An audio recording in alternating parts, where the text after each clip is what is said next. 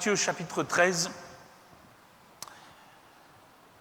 Matthieu chapitre 13, et on souhaite aussi la bienvenue à ceux qui nous rejoignent ce soir, peut-être pour la première fois ou les premières fois.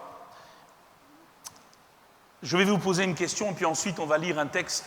Que seriez-vous prêt à faire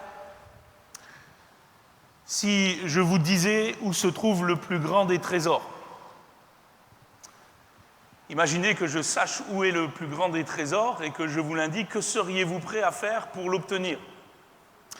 Alors, je sais que certains, très prudemment, viendraient me voir en disant « ça dépend ce que c'est ». Il y a des gens, ils ne veulent pas se mouiller. Il faudra qu'on fasse quelque chose d'autre avec le micro. Merci. Ils ne veulent pas se mouiller. Ça dépend ce que c'est. Puis il y en a d'autres qui seraient prêts à tout. Simplement de savoir où il se trouve. Et ils fonceraient tête baissée. C'est avec cette question, regardez le verset 44, c'est avec cette question, finalement, que Jésus va aborder le royaume des cieux. Et il va dire ceci, le royaume des cieux, ou le règne de Dieu, c'est la même chose. Il est encore semblable à un trésor caché dans un champ.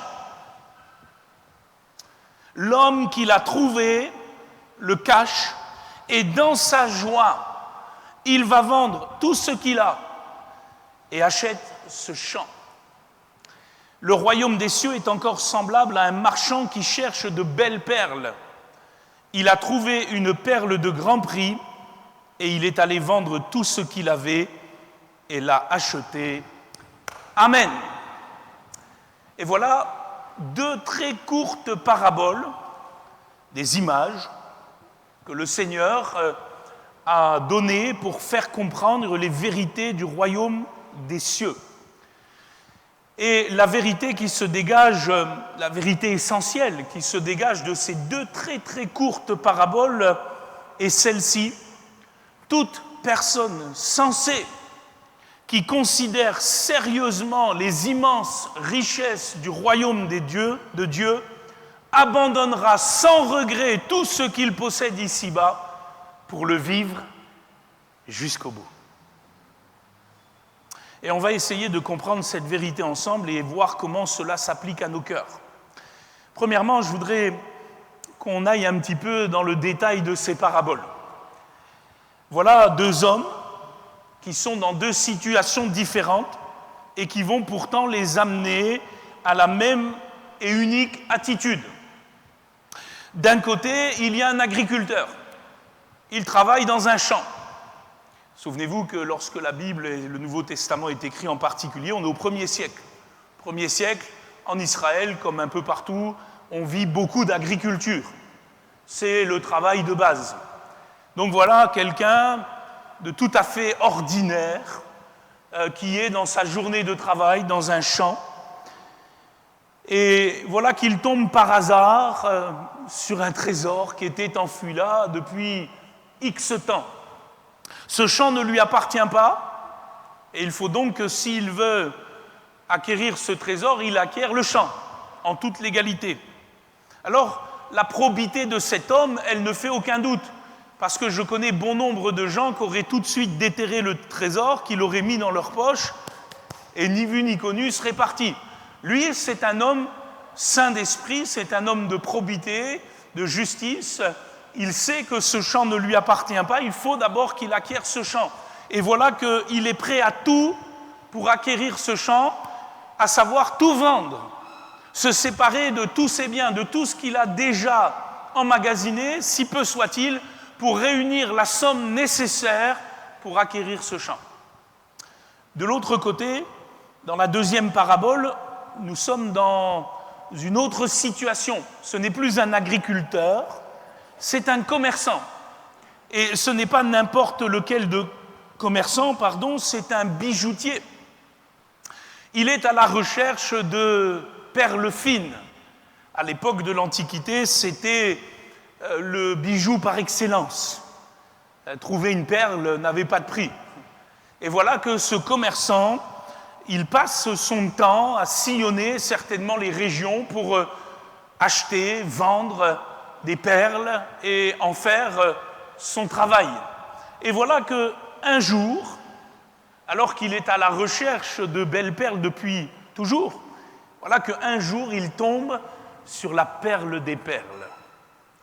Il tombe sur la perle de grand prix, une perle qu'il n'a jamais vue, qui dépasse de loin tout ce qu'il a déjà manipulé. Et il se retrouve dans la même attitude que l'agriculteur, à savoir qu'il va se séparer et vendre tout son stock pour acquérir cette perle de grand prix. Je remarque aussi dans ces deux paraboles de Jésus que ces deux hommes, quand ils vont tomber sur ce trésor, c'est avec joie et sans contrainte qu'ils vont se séparer de ce qui était d'abord à eux pour pouvoir acquérir leur nouveau trésor.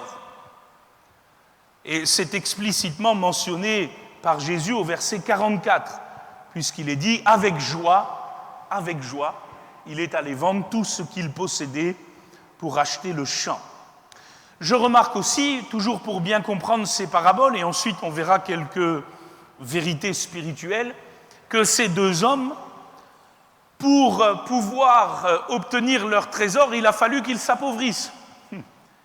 Il a fallu d'abord qu'ils cèdent, qu'ils perdent ce qu'ils possédaient, qu'ils le revendent, pour ensuite acquérir ce trésor.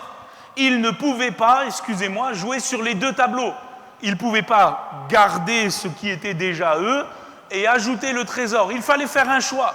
Soit on se sépare de ce qu'on possède pour obtenir ce trésor, ou soit on garde ce qu'on possède et on renonce au trésor. Et on ne pouvait pas faire les deux. Et les deux sont dans cette situation où il faut qu'ils perdent d'un côté pour s'enrichir de l'autre. Et je remarque enfin, pour bien comprendre ces paraboles, que pour les deux hommes, pour ces deux protagonistes, leurs trésors respectifs n'étaient pas visibles à l'œil nu et n'étaient pas observables, discernables de prime abord. Il a fallu que l'agriculteur tombe dessus quand il a travaillé la terre, parce que le trésor était enfoui.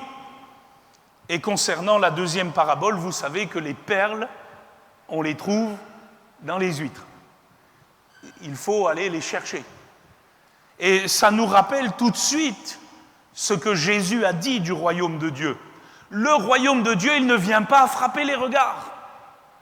Le royaume de Dieu, il est au milieu de nous, mais il nous faut le chercher. Il nous faut, excusez-moi l'expression, le déterrer. Voilà pourquoi Jésus a dit « Cherchez d'abord le royaume de Dieu et sa justice, et tout le reste vous sera donné par-dessus. » Je voudrais dire à quelqu'un, le règne de Dieu, il ne vient pas frapper les regards. Dieu n'est pas dans le m'as-tu vu. La gloire de Dieu, dit l'Écriture, c'est de cacher les choses. Et voilà que ces choses, néanmoins, il veut les révéler à ceux qui le cherchent, à ceux qui ont la foi pour le chercher, à l'image de ces hommes qui, pour l'un, est tombé, excusez-moi, par hasard dessus, et pour l'autre, l'a recherché toute sa vie. Mais voilà que ces deux hommes sont tombés sur un trésor qui était d'abord caché. Quelqu'un a dit ceci: le royaume des cieux peut être présent tout près de quelqu'un sans que ce dernier ne le perçoive. Et cela signifie qu'à un moment donné, il faut une révélation de Dieu. Moi, je crois que le règne de Dieu, il est au milieu de nous. Amen. Jésus est au milieu de nous. Jésus est là. Son esprit agit sur toute la terre. Mais il faut une révélation pour entrer dans le royaume de Dieu. Et cette révélation, elle vient par la parole de Dieu. Cette révélation, elle vient par le Saint-Esprit. Et vous êtes ce soir au bon endroit, au bon moment, avec la bonne parole, parce que le règne de Dieu est au milieu de nous. Et Dieu peut se révéler à quelqu'un ce soir. Et vous pouvez découvrir le royaume de Dieu comme le trésor des trésors. J'en viens maintenant à quelques leçons de foi que je peux découler de ces deux paraboles.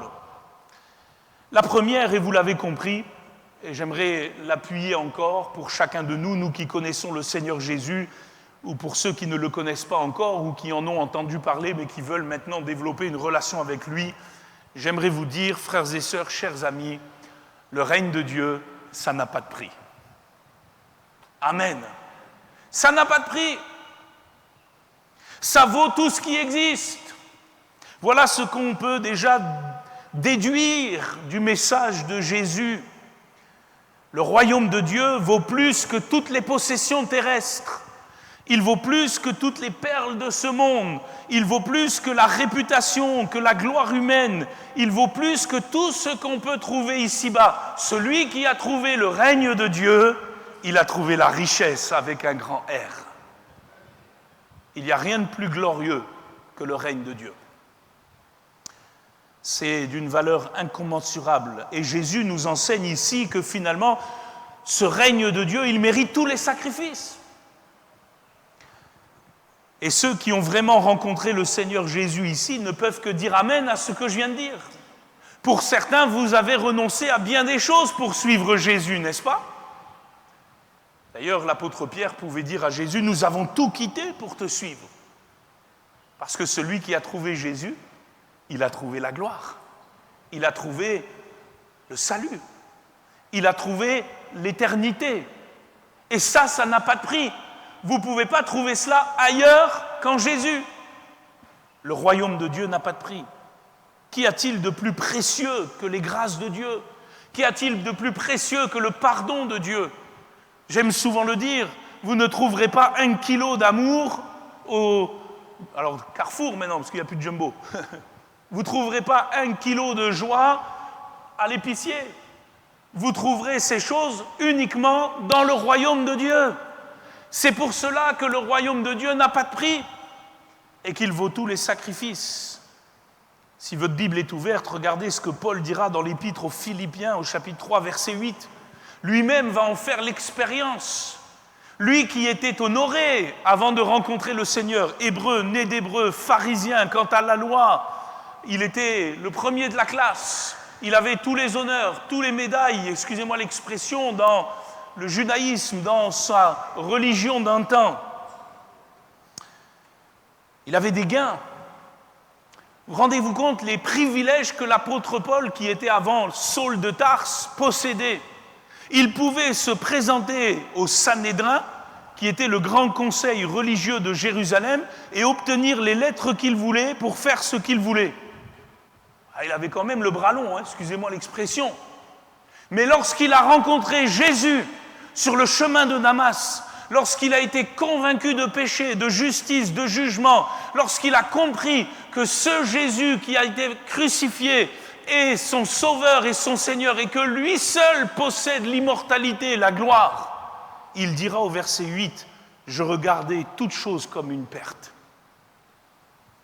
À cause de l'excellence de la connaissance de Jésus-Christ, mon Seigneur, pour lequel j'ai renoncé à tout, et je les regarde comme de la boue, afin de gagner Christ, et d'être trouvé en lui, non avec ma justice, celle qui vient de la loi, mais avec celle qui s'obtient par la foi en Christ, la justice qui vient de Dieu par la foi, afin de connaître Christ et la puissance de sa résurrection et la communion de ses souffrances, en devenant conforme à lui dans sa mort, pour parvenir, si je puis, à la résurrection d'entre les morts. Ah, si tu veux rencontrer Jésus, il te faudra tout sacrifier pour le suivre. Mais excuse-moi l'expression, ça en vaut la chandelle. Il n'y a rien de plus excellent que la connaissance de Jésus-Christ. Il n'y a rien de plus merveilleux que la présence de Jésus-Christ. Il n'y a rien de plus bon que le pardon de Jésus-Christ. Et nous pouvons alors tout quitter pour le suivre. Alléluia. Et marcher pour lui. Le royaume de Dieu n'a pas de prix. Deuxième leçon qu'on trouve dans ces paraboles. Tout le monde est concerné par le royaume de Dieu.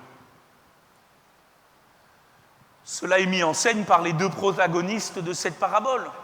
Il y a une personne ordinaire, un simple agriculteur, et puis il y a quelqu'un d'un peu plus aisé, un commerçant de perles. Et finalement, Jésus ne fait pas de différence. Jésus ne fait pas de différence entre le pauvre et le riche. Il ne fait pas de différence, excusez-moi, entre le noir et le blanc. Il ne fait pas de différence entre le jeune et la personne âgée. Il ne fait même pas de différence entre le nourrisson et l'enfant à la mamelle et celui qui est prêt d'expirer son dernier souffle. Il nous appelle tous à le suivre. Il veut tous nous bénir. Le royaume de Dieu, il est pour tout le monde. Voilà pourquoi Jésus a dit à tout le monde, et je l'ai cité tout à l'heure et je le recite, cherchez premièrement, prioritairement, avant toute chose, le royaume de Dieu et sa justice.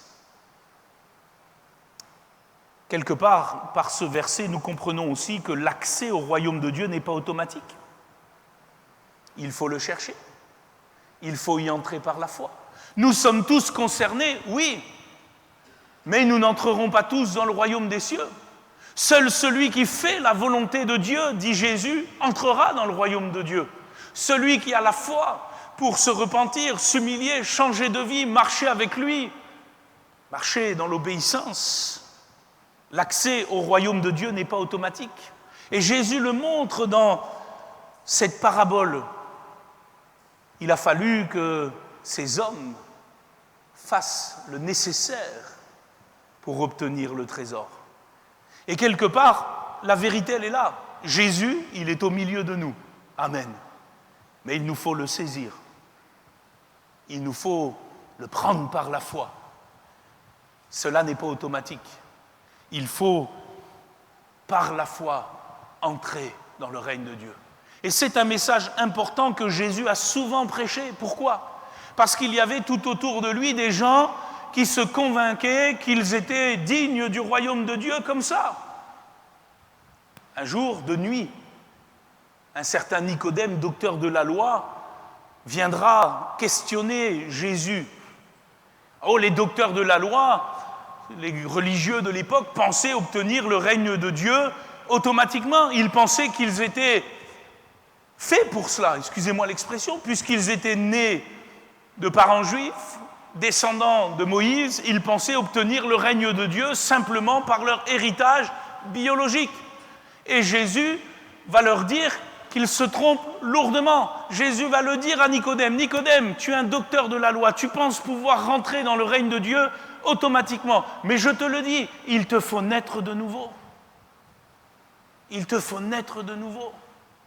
Et si tu ne nais pas d'eau et d'esprit, tu ne rentreras pas dans le royaume de Dieu. Et ce message est donc adressé à chacun d'entre nous. Tout le monde peut être sauvé. Amen. Et pour être sauvé, il faut marcher avec Jésus. Il faut s'engager. Il faut saisir le Seigneur. Il faut faire comme ces hommes. Il faut obtenir le trésor. Le trésor, c'est Jésus. Alléluia. Et il est disponible. Mais il faut le saisir. Comme je l'ai dit tout à l'heure, et c'est la vérité que je veux souligner, la troisième, pour l'obtenir, il faut s'appauvrir. Il faut s'humilier. À travers cette image de ces hommes qui vendent tout ce qu'ils possèdent pour obtenir leur trésor, Jésus met l'accent sur le fait qu'on ne peut pas rentrer dans le règne de Dieu comme cela. Il faut d'abord s'appauvrir, renoncer à soi-même. Il faut d'abord s'humilier. Jésus le dira dans Luc chapitre 14, on va le lire au verset 26. Luc chapitre 14, verset 26, il va dire ceci: « Si quelqu'un vient à moi, et s'il ne hait pas son père, sa mère, sa femme, ses enfants, ses frères, ses sœurs, et même sa propre vie, il ne peut être mon disciple. » Alors faites attention au verbe « haïr » ici. Il n'est pas question de la haine, il est question de la préférence. On pourrait traduire, c'est Jésus qui dit « Si quelqu'un vient à moi, mais qu'il ne me préfère pas à son père, sa mère, sa femme, ses enfants, ses frères, ses sœurs, et même soi-même, sa propre vie, s'il me met quelque part en second, il ne peut pas être mon disciple. » Et vous remarquerez alors que pour suivre Jésus, il faut s'humilier. Il faut le placer en tant que Seigneur, roi de sa vie. Et il dit « Et quiconque ne porte pas sa croix et ne me suit pas ne peut être mon disciple. » Car lequel de vous, s'il veut bâtir une tour, ne s'assied d'abord pour calculer la dépense et voir s'il a de quoi la terminer, de peur qu'après avoir posé les fondements, il ne puisse l'achever, et que tous ceux qui le verront ne se mettent à le railler en disant « Cet homme a commencé à bâtir et il n'a pu achever ». Ou quel roi, s'il va faire la guerre à un autre roi, ne s'assied d'abord pour examiner s'il peut, avec 10 000 hommes, marcher à la rencontre de celui qui vient l'attaquer avec 20 000. S'il ne le peut, tandis que cet autre roi est encore loin, il lui envoie une ambassade pour demander la paix. Ainsi donc, quiconque d'entre vous ne renonce pas à tout ce qu'il possède ne peut être mon disciple. Le royaume de Dieu s'obtient en s'appauvrissant soi-même. Il faut renoncer. Excusez-moi l'expression, il faut renoncer à jouer sur 2 tableaux. Comme je disais tout à l'heure, on ne peut pas être enrichi par le règne de Dieu tout en cherchant à vivre dans le monde et pour le monde. Soit on vit pour Jésus, soit on vit pour le monde. Et à un moment donné, il faut qu'un choix s'opère. Et c'est peut-être à ce carrefour de ta vie que tu es en ce moment. Peut-être un jeune homme, une jeune fille, peut-être quelqu'un au milieu de nous. C'est au carrefour de dire, est-ce que maintenant je vais vraiment suivre Jésus ou est-ce que je vais essayer de faire le grand écart? Vous ne pouvez pas avoir un pied dans le monde et un pied dans le royaume de Dieu. Soit vous êtes avec Jésus, soit vous êtes dans le monde. Si vous êtes dans le monde, vous êtes perdu. Si vous êtes avec Jésus, vous avez la vie éternelle. Le choix vous appartient. Mais il faut s'appauvrir pour rentrer dans le règne de Dieu. Quatrièmement, et on l'a bien compris dans cette parabole, nous l'avons déjà cité, quatrième vérité, le règne de Dieu, c'est la source de toute joie. Vous l'avez vu, on l'a souligné, les 2 hommes de cette parabole, avec joie. Avec joie, ils vont obtenir leur trésor. Il n'y a pas de contrainte, il n'y a pas de fardeau. Le royaume de Dieu, ce n'est pas une contrainte. Si vous pensez que l'évangile, ce sont des règles et des contraintes, vous n'avez pas compris l'évangile. L'évangile, c'est une véritable source de joie. Parce que l'évangile, c'est Jésus. Et Jésus, c'est la source de la joie. L'apôtre Paul a dit ceci, et c'est un texte très fort. Il dit, car le royaume de Dieu, Romains 14, verset 17, car le royaume de Dieu, ce n'est pas le manger ou le boire. Quelque part, il est en train de nous dire, le royaume de Dieu, ça n'a rien à voir avec les choses d'en bas. Que tu manges une boîte ce soir ou que tu te fasses un bon curry parce que tu en as les moyens, c'est très bien, mais ça n'a rien à voir, le royaume de Dieu. Le royaume de Dieu, il n'est pas dans les choses d'en bas, que tu possèdes ou que tu ne possèdes pas. Le royaume de Dieu, ce n'est pas le manger et le boire. Et quelque part, l'apôtre Paul est en train de nous dire que ce n'est pas dans les choses d'en bas que tu vas trouver la joie. Ça saurait si les choses d'en bas nous donnaient la joie, n'est-ce pas? Alors oui, il peut y avoir quelques joies éphémères qui s'évaporent aussi vite que la rosée du matin. Vous allez voir un match de foot, vous êtes content parce que le PSG a gagné 2-0 contre l'OM. Ouais! Enfin, ça dépend pour quelle équipe vous êtes. Hein. Mais ça, c'est une joie qui passe. Ce n'est pas la joie qui demeure. Ce n'est pas la joie qui dure. Donc si vous essayez de chercher des choses qui vont épanouir votre vie ici-bas, vous allez toujours être une citerne crevassée, vous allez être un puits sans fond. Et il n'y aura jamais rien qui va vous satisfaire. Vous allez passer de relation en relation, et finalement de blessure en blessure, vous allez vous faire encore plus de mal. Parce que la source de la joie, dit l'apôtre Paul, c'est le royaume de Dieu. Parce que le royaume de Dieu, ce n'est pas le manger ou le boire, c'est la justice, la paix et la joie par le Saint-Esprit. Amen. Ah, quand j'ai l'Esprit de Dieu dans ma vie, j'ai la joie de Dieu. Que peut me faire un homme? Et même si je perdais les choses d'en bas, personne ne pourrait me ravir la présence de Jésus. Amen. Il est la source de la joie. Le royaume de Dieu, ce n'est pas le manger ou le boire, mais la justice, la paix et la joie par le Saint-Esprit. Notez bien cela, par le Saint-Esprit. Là encore, ce n'est pas automatique. c'est dans une relation avec l'Esprit de Dieu. Et ça nous parle à nous chrétiens, n'est-ce pas? Parce que parfois on rentre dans une routine religieuse aussi, ça nous arrive. Puis on rebaisse les yeux sur les choses de la terre. Et puis on dit, il me manque ça. Je souffre là. Mon lumbago. Ceci. Celle-là. Celui-ci. Mais le royaume de Dieu, c'est la joie par le Saint-Esprit. Et le Saint-Esprit est avec toi. Amen. Et si l'Esprit de Dieu est avec toi, alors tu peux avoir la joie parfaite de Jésus. Parce que c'est ce qu'il a dit. Je vous ai dit ces choses, a dit Jésus dans Jean 15, 11, afin que ma joie soit en vous et que votre joie soit parfaite. Alléluia. C'est la joie du Seigneur. Cinquième vérité, et j'aurai un dernier point encore après, vous pouvez, nous dit Jésus à travers ces paraboles, finalement trouver le règne de Dieu dans diverses situations.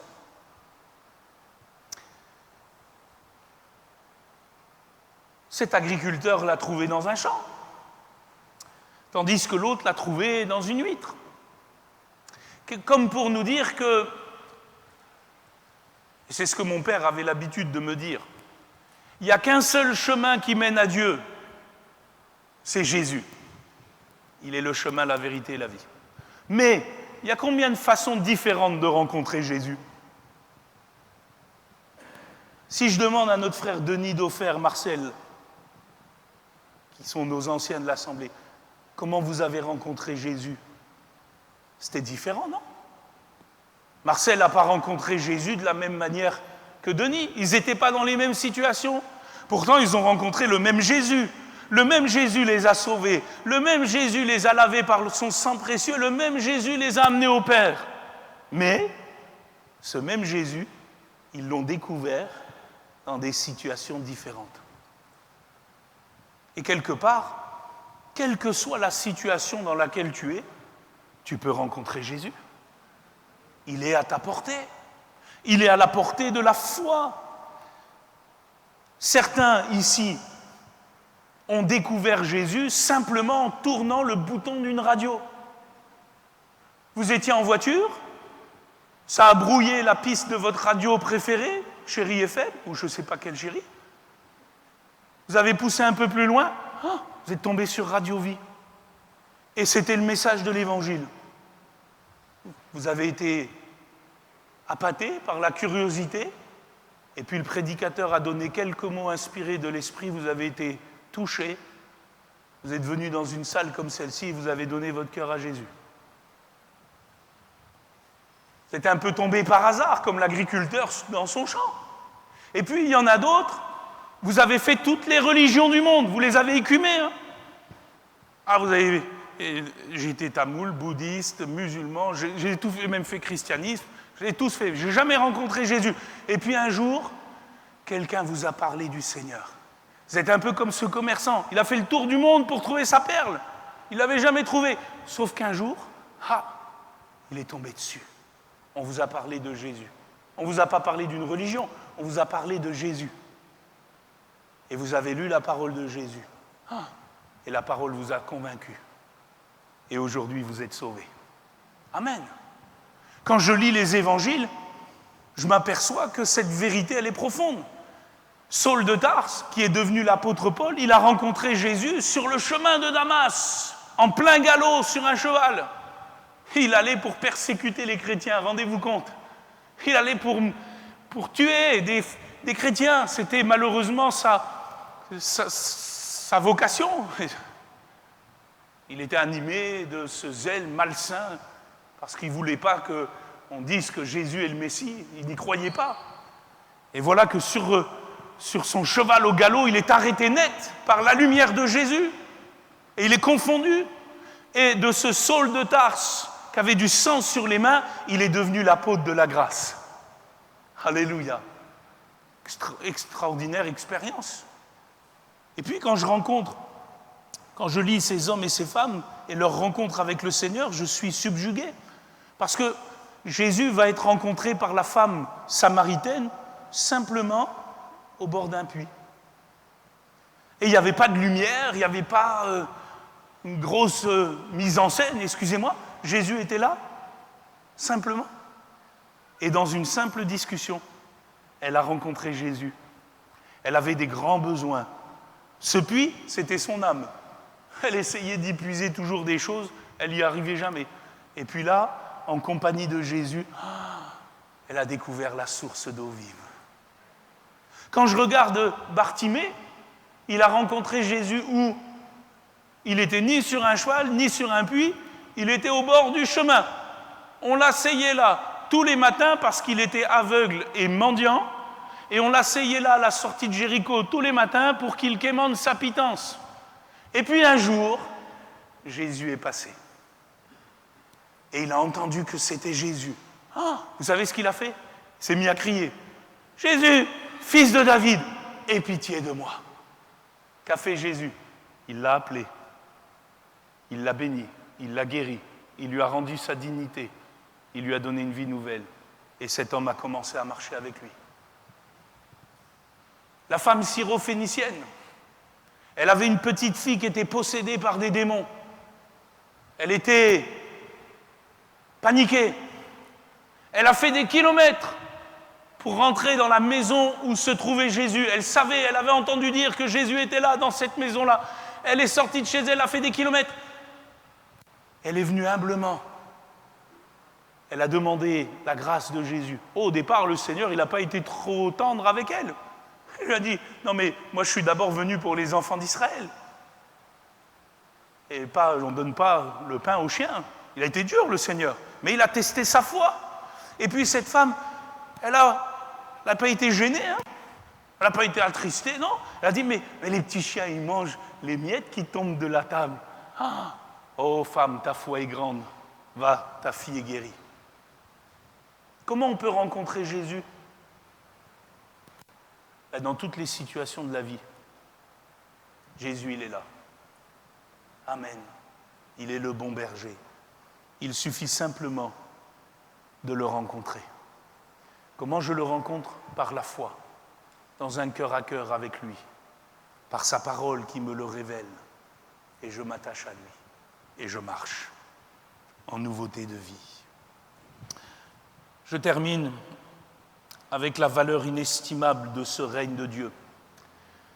Je reviens à ce dernier point. Jésus dit que ce règne de Dieu, il est plus beau et il a plus de valeur que toutes les pierres précieuses, que toutes les perles, que tous les trésors. Et vous avez déjà vu ce qu'on fait pour récupérer les diamants? Vous savez, il y a des mines pas très loin d'ici. Vous allez en Afrique du Sud, vous allez dans certains pays africains, vous avez des mines à ciel ouvert. Certains ont travaillé dans ces métiers-là, je le sais. Et vous savez, quand on va chercher ces minerais, on est capable de mettre en place une logistique phénoménale. On va concasser des millions de tonnes de pierres pour trouver ne serait-ce que quelques poussières et quelques grammes de ces précieux métaux. C'est vrai ou pas? Je me tourne vers notre frère, il le sait, il a travaillé longtemps en Afrique dans ces grandes mines. Pourquoi? Parce qu'on se donne la peine, parce qu'on a compris que ça avait de la valeur. Et Jésus est ici en train de nous enseigner et de nous dire, qu'es-tu prêt à faire pour le royaume de Dieu, qui a une valeur qui dépasse celle des perles et des diamants? Si des hommes sont prêts à concasser des millions de tonnes de gravats pour avoir quelques poussières de diamants, toi, tu es prêt à quoi pour le règne de Dieu? Alors, peut-être que pour être prêt à tout, puisque c'est la réponse, il faut bien saisir la valeur de ce règne. Si je comprends la valeur de ce règne, et de quoi est composé ce règne, je vais tout faire pour le vivre. Alors de quoi est composé le règne de Dieu? L'apôtre Pierre va le dire. Il dira, c'est un héritage qui ne peut ni se corrompre, ni se flétrir, ni se souiller. Un héritage qui est composé de quoi? De toutes les grâces de Dieu, du salut, de l'assurance de la vie éternelle, du pardon des péchés, de la sanctification, du bonheur présent et à venir, de l'éternité, d'être avec Christ, de son pardon quotidien, de sa pureté, de sa vie, de sa gloire, de son esprit. Vous en voulez encore? Je pourrais passer des heures à vous dire ce qu'est le royaume de Dieu. C'est sa puissance, sa direction, sa consolation, ses paroles merveilleuses. Un homme de Dieu a dit ceci, il s'appelle Thomas Guthrie. Il était prédicateur en Écosse au XIXe siècle. Et pour décrire le royaume de Dieu et sa valeur, il a dit ceci: dans le sang de Christ pour laver les taches les plus sombres du péché, dans la grâce de Dieu pour purifier le cœur le plus immonde, dans la paix pour calmer les pires tempêtes de la vie, dans l'espérance pour égayer les heures les plus sombres de la culpabilité, dans un courage qui défie la mort et qui descend tranquillement dans la tombe, dans ce qui rend riche le pauvre et sans quoi le plus riche est vraiment pauvre. L'Évangile renferme les trésors les plus précieux que ceux de l'Orient et de l'Occident, et ses récompenses sont plus précieuses que toutes les réserves d'or. Et moi je dis Amen. Il y a dans le règne de Dieu la puissance pour ta vie. Ça vaut tous les diamants, ça vaut tous les bijoux, ça vaut toutes les perles. Il y a toute la délivrance pour ton âme. Il y a toute la consolation pour ton cœur brisé. Il y a tout le pardon par le sang précieux de Jésus. Il y a toute la vie nouvelle. Il y a l'assurance de l'éternité. Si tu comprends ça, tu es prêt à tout pour le règne. Tu voudras tout faire non seulement pour l'avoir, mais pour ne pas le perdre. Oui? Et à partir de là, tu ressembleras à ce commerçant, tu ressembleras à cet agriculteur, tu seras béni, tu auras trouvé le trésor. Le trésor. Et vous savez quoi? Ce trésor-là, cette part-là, personne ne peut nous la prendre. C'est ce que Jésus disait à Marthe concernant sa sœur Marie. Vous savez, Marthe, elle s'inquiétait de beaucoup de choses de la terre. Puis Marie, elle s'était mise aux pieds de Jésus. Puis Jésus va dire à Marthe: hé, Marthe, tu t'agites, tu vis une vie, oh là là, c'est agité là-dedans. Mais Marie, elle a choisi la bonne part, qui ne lui sera point ôtée. Je vais vous dire quelque chose, même le diable ne peut pas vous retirer le royaume de Dieu. Si vous êtes à Christ, Christ est à vous. Ni la mort, ni la vie, ni le présent, ni l'avenir, ni les dominations, ni les puissances, ni les choses d'en bas, ni les choses d'en haut, ni même la mort ne pourra vous séparer de l'amour de Jésus-Christ. Et quand vous vivez ça, excusez-moi, vous êtes prêt à tout. Tout pour Jésus. Parce que Jésus devient votre bien suprême. Moi je le dis, je n'ai pas d'autre bien suprême que Jésus. Comme Thomas, il est mon Seigneur et mon Dieu. Alléluia. Et rien ni personne ne pourra me séparer de l'amour de Dieu, manifesté en Jésus-Christ. Là où est votre trésor, dit Jésus, là est votre cœur. Je termine avec cette anecdote. On a demandé un jour à Robert Herbert Thompson. Vous allez me dire, c'est qui celui-là? Cet homme, au début du XXe siècle, il possédait aux États-Unis 180 journaux, les quotidiens. Je sais qu'il n'y en a pas beaucoup à l'île de la Réunion, mais aux États-Unis, c'est un grand pays, il y en a beaucoup. Et lui, il était le patron de presse de plus de 180 journaux et magazines. Il était à la tête aussi de 290 sociétés. Il avait une fortune personnelle qui excédait les 300 millions de dollars à l'époque. Et il lui manquait un journal, le plus convoité, le New York Times. Le New York Times ne lui appartenait pas et c'était pour lui un drame. Et un jour, un journaliste lui a dit, « Monsieur Thompson, que seriez-vous prêt à faire pour acheter le New York Times ?» Vous savez ce qu'il a répondu? « J'hypothèquerai mon âme. » Et moi, je me suis dit, en lisant cette anecdote, si des hommes sont capables de tout pour des trésors qui vont passer, nous, pour Jésus et la vie éternelle, ne sommes-nous pas prêts à tout endurer pour le Christ? Ne sommes-nous pas prêts à mettre notre cœur en jeu? Ceux qui sont à Jésus, ils ont crucifié la chair et ses passions. Et aujourd'hui, ils marchent pour Jésus. Jésus, c'est notre plus grand bien et nous souhaitons qu'il le soit. Si vous ne le connaissez pas encore pour vous, ce soir, vous pouvez décider de marcher avec Jésus.